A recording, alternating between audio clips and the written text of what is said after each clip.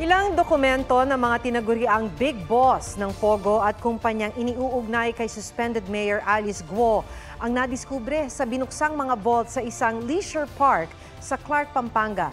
Posible namang ipaaresto si Guo kung hindi pa rin siya sisipot sa Senate hearing bukas. May report si Mav Gonzalez. Mga bank document, passbook, resibo at engineering at structural plan. Ilan lang ito sa mga tumambad sa mga otoridad nang buksan ang 19 na vault sa sinalakay na villa sa Fontana Leisure Park sa Clark Freeport sa Pampanga. Ang mga naturang villa, inuupahan umano ng mga big boss ng Zune Yuan Technology sa Bamban, Tarlac at mga business partner ni suspended Mayor Alice Guo. Yung mga bank bukas na nakita natin, magagamit ito sa ipapile nating money laundering. And hindi lang ginamit yung bangko na yon para sa transaction dito sa atin, but transaction din sa ibang bansa. Na-recover din ang mga pasaporte ng Chinese fugitive na si Wang Ziyang, isang business partner ni Guo. Pati mga travel pass ni Wang nung pandemic na inisyu ni dating Bamban Mayor Antonio Feliciano. Bakit nag-issue siya ng travel pass sa mga taong pinaghihinalaan natin na mga nagpapatakbo ng illegal pogo? Sinusubukan pa namin kunan ng panig sina Guo at Feliciano.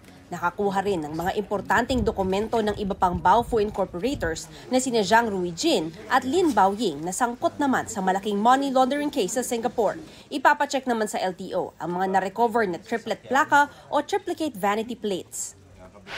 Bukas itutuloy ng Senado ang pagdinig sa mga sinalakay na pogo sa Bamban at sa Porac, Pampanga at ang koneksyon nito kay Guo. Pinasampina na ang alkalde at kanyang mga kaanak. Pero ngayon pa lang, sinabi na ni Guo na hindi siya dadalo sa pagdinig dahil sa banta umano sa kanyang buhay at lumala umanong physical at mental health. Nagpatingin na raw siya sa mga doktor pero tumanggi umano silang mag-issue ng medical certificate sa takot na mapahiya. Tiniyak ng kanyang abogado na nasa Pilipinas si Guo. Kung hindi sila dadalo, nasa kamay ni Senator Risa kung siya magre-request na mag-issue ng warrant of arrest para sila'y pwersahang padaluhin sa pagdinig ng Senado. At pipirmahan ko ang warrant of arrest na yun.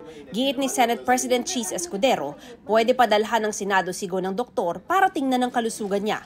Hindi rin sang-ayon si Escudero na idahilan ng kampo ni Guo ang paghahain ng certiorari. Karapatan nila mag-file ng petition for certiorari, pero yung karapatang yan ay dapat i-invoke kapag may tinatanong na maaaring makapagpa-incriminate sa kanya. At hindi pwedeng gamiting dahilan para hindi mag-attend ng hearing. Dagdag ni Senator Risa Hontiveros, obligasyon ni Guo at kanyang mga abogado na respetuhin ang batas ng Pilipinas. Gas-gas na palusot na raw ang petition for certiorari ng mga umiiwas sa investigasyon.